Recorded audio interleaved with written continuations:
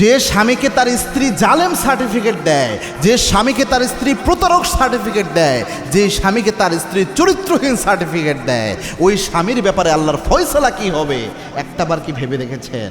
এই দুনিয়াতে আল্লাহ রাব্বুল আলামিন আপনার আব্বার কাছ থেকে কিয়ামতে কিন্তু আপনার সার্টিফিকেট নেবেন না, আপনার মায়ের কাছ থেকে নেবেন না, ভাই বোন আত্মীয় স্বজন কারো কাছে নেবেন না। স্ত্রীর সার্টিফিকেটের কিন্তু একটা মূল্যায়ন কিয়ামতের ময়দানে থাকবে। এবং একটা হাদিস এখানে জেনে রাখেন, এটা মাথায় গেঁথে রাখেন যারা স্বামীরা রয়েছেন।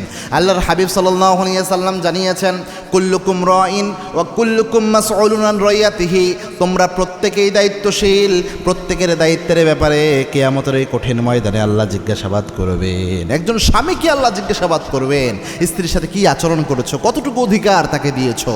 যারা স্ত্রীর উপর জুলুম করে, নির্যাতন করে, মানসিক যন্ত্রণা দেয়, এই প্রত্যেকটা বিষয়ের হিসাব in the day of judgement হবে।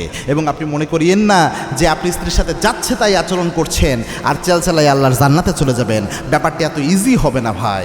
এজন্যে অবশ্যই স্ত্রীর সাথে ভালো আচরণ করেন। আল্লাহর হাবিব বলতেন, খেয়ারকুম লিনিসাইকুম, তোমাদের মধ্যে ওই ব্যক্তি আল্লাহর কাছে সেরা যে ব্যক্তি তার স্ত্রীর কাছে সেরা, আর ওই নারীও আল্লাহর কাছে সেরা যে নারী তার স্বামীর কাছে সেরা।